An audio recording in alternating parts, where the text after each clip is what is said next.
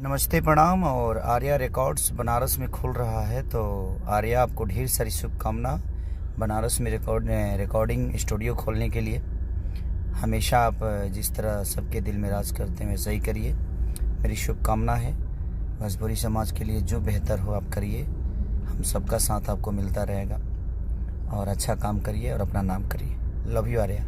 नमस्ते प्रणाम। और आप सबके भाई हम प्रमोद प्रेमी। और बता दें कि भाई आर्या शर्मा के बनारस में बहुत ही अच्छा एगो स्टूडियो के आज ओपनिंग भाई, तो हम ना आवे सकनी भाई। और बहुत सारा प्यार और ढेर सारी बधाई आपको कि आप इसी तरह हर एक शहर में आपका आर्या रिकॉर्ड खुले और इसी तरह नाम और शोहरत बनाइए। हर हर महादेव। नमस्ते प्रणाम। और आर्या रिकॉर्ड्स बनारस में खुल रहा है, तो आर्या आपको ढेर सारी शुभकामना बनारस में रिकॉर्डिंग स्टूडियो खोलने के लिए।